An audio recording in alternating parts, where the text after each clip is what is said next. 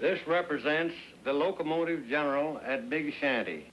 What you see in this picture was described to me by Mrs. J.B. Sewell, the daughter of George Lacey, keeper of the hotel. The type of building of the old hotel, the picket fence, the duck pond, and so forth. Taking our cue from Wilbur Kurt's painting, we began the construction of the Lacey Hotel at Big Shanty. This was where the chase would begin, the place where Andrews would steal the train. And we wanted it to look completely authentic. So we called in experts in the art of making buildings look old. For instance, porch pillars were shaved and rounded till they looked worn and weathered. The building began to look like the real thing, and already our locomotives were puffing with impatience. The Lacey Hotel of 1862. But wait, there was one thing missing, the whole second story. Well, here was the man to fix that in a hurry.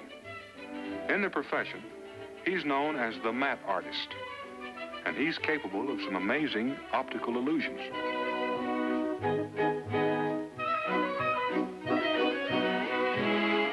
Here he lines up his sketch to match the perspective of the real building.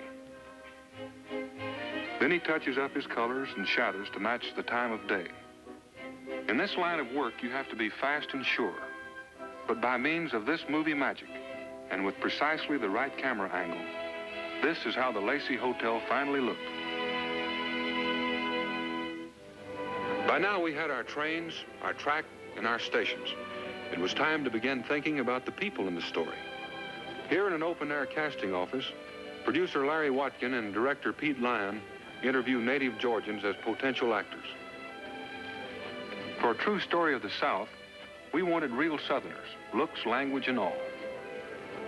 Among these genuine Georgians were community leaders like Reverend J.E. Dillard, who took a part as a sort of thank you to Walt Disney for making moving pictures in good taste. In real life, he's a pastor of the Baptist Church in Clayton, Georgia. In our picture, he played the part of a preacher of the 1860s, and played it well. Well enough, in fact, that he was soon being asked for his autograph like any dyed-in-the-wool movie star.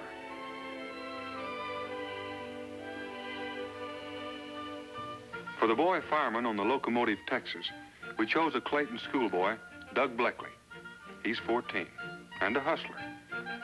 After school hours, he works in a cafe. And sometimes he tries his hand at being an actor.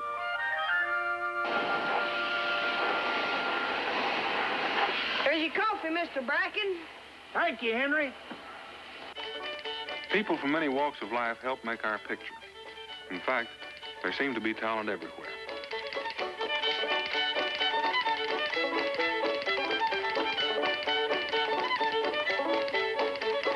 A waitress in real life was our waitress in the Lacey Hotel. Our thespians included a charming lady from Atlanta, a couple of Clayton drugstore clerks, the porter of our hotel, and the owner of the cafe where our boy fireman worked. One of our railroaders was the president of the Clayton Chamber of Commerce. Our recruits included the wife of a local grocer, a salesman whose line was puzzles, and Harvey Hester, who owns one of the most famous restaurants in the South. Mr. W.S. Bearden, the former mayor of Clayton, Georgia, turned in a fine performance as a crusty old switchman. And in our motion picture, he suspects me of not being all I pretend to be. And here's his big scene. Something's wrong. Something's bad wrong, I tell you.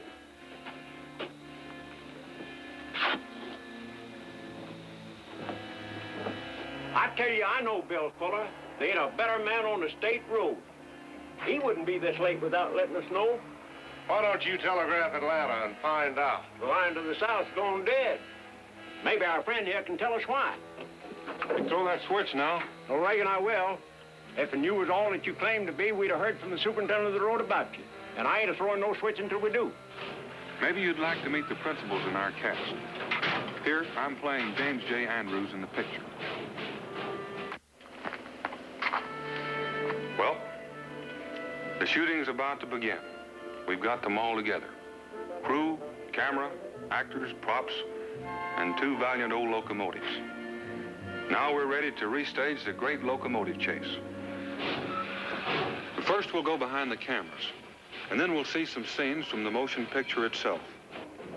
From the beginning, the General and the Texas were in their element, puffing in and out of stations, playing their roles to the hilt. But almost immediately, we ran into an unexpected production headache. In using completely authentic equipment, we found ourselves with another problem. Our railroad was running all right, but it was running without brakes. The locomotives of the 1860s had no brakes to speak of, and the only practical way to stop was to throw the big drive wheels into reverse. Well, this not only gave the actors some edgy moments, but it made riding on the camera car even more of a thrill. One mix-up in signals, and somebody was apt to get run over.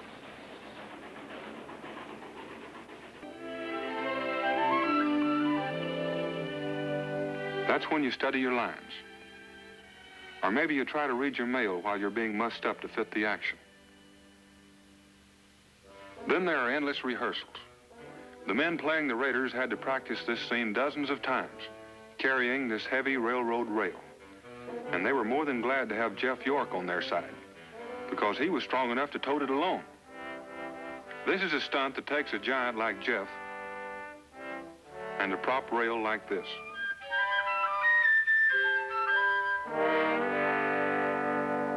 Between takes, Jeff Hunter talked over the fine points of chasing trains with William A. Fuller II, the son of the energetic conductor who ran the original foot race with a locomotive.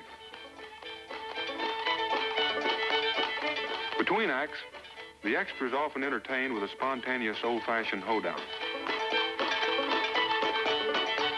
The partners here are an Atlanta society lady and an old-timer who helped build the railroad before she was born.